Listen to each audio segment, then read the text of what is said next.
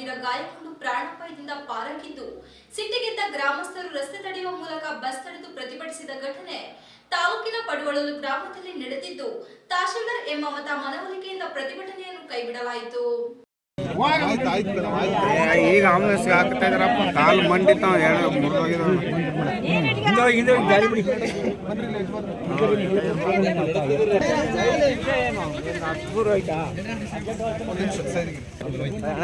ನೀವು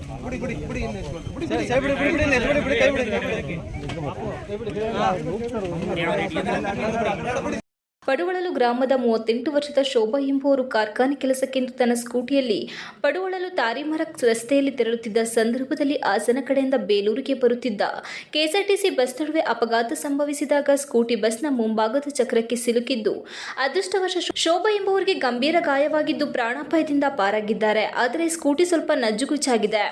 ವಿಷಯ ತಿಳಿದ ಪಡುವಳಲು ಗ್ರಾಮಸ್ಥರು ಹಾಗೂ ವಿದ್ಯಾರ್ಥಿಗಳು ದಿಢೀರೆಂದು ಬಸ್ ತಡೆದು ಲೋಕೋಪಯೋಗಿ ಇಲಾಖೆ ಹಾಗೂ ಕೆಎಸ್ಆರ್ಟಿಸಿ ಅಧಿಕಾರಿಗಳ ವಿರುದ್ಧ ಧಿಕ್ಕಾರ ಕೂಗಿ ಆಕ್ರೋಶ ವ್ಯಕ್ತಪಡಿಸಿ ಈ ಭಾಗದಲ್ಲಿ ವಾಹನಗಳು ಸಂಚರಿಸದಷ್ಟು ರಸ್ತೆಗಳು ಗುಂಡಿ ಬಿದ್ದಿದ್ದು ತಕ್ಷಣ ದುರಸ್ತಿಗೊಳಿಸುವಂತೆ ಆಗ್ರಹಿಸಿದರು.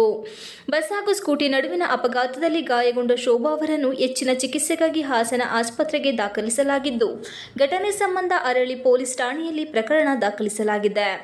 ನಂತರ ತಹಶೀಲ್ದಾರ್ ಎಂ ಮಮತಾ ಗ್ರಾಮಸ್ಥರನ್ನು ಸಮಾಧಾನಪಡಿಸಿ ಸದ್ಯಕ್ಕೆ ರಸ್ತೆ ಗುಂಡಿ ಮುಚ್ಚುವ ಕೆಲಸ ಮಾಡಿಸುವುದಾಗಿ ಭರವಸೆ ನೀಡಿದ ನಂತರ ಪ್ರತಿಭಟನೆಯನ್ನು ಕೈಬಿಟ್ಟರು.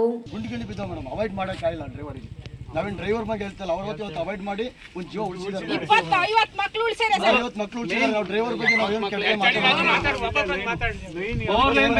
ಮೇಡಮ್ ಓಲಿ ನಮಗೆ ಜಲ್ಲಿ ರೋಡಿಗೆ ದುಡ್ಡಿಲ್ಲ ಅಂತಾರಲ್ಲ, ಒಂದು ಪ್ರಸ್ತಾವನೆ ಕಳಿಸಿದ್ದಾರೆ. ಶಾಸಕರು ಕೇಳೋದು ಪ್ರಸ್ತಾವನೆ ಕಳಿಸಿದ್ದೀವಿ 22 ಕೋಟಿಗೆ. ಹರೀಶ್ ಅವರೇ ದುಡ್ಡು ಕೊಡ್ತೇವೆ ಸರ್ಕಾರದವರು, ನೀವು ಗಮನ ಕೊಡಿ, ಸರ್ಕಾರದ ಗಮನ ಕೊಡಿ, ನೀವು ಮಾತಾಡಿ ಅಂತಲೂ ಅವ್ರು ಹೇಳಿದ್ರು. ಪ್ರಸ್ತಾವನೆ 3 ಬಾರಿ PWD ಅವರು ಕಳಿಸಿ ನಮ್ ಕೈಲೇ ಸುಳ್ಳು ಹೇಳ್ತಾರೆ. ನಾನು 5 ವರ್ಷದಿಂದ ಬಸ್ಸಲ್ಲಿ ಓಡಾಡ್ತಿದ್ದೀನಿ, ಒಂದಲ್ಲ ಎರಡಲ್ಲ, 5 ವರ್ಷದಿಂದ 4ವರೆಗೆ ಬಸ್ ಓಡಾಡೋದು.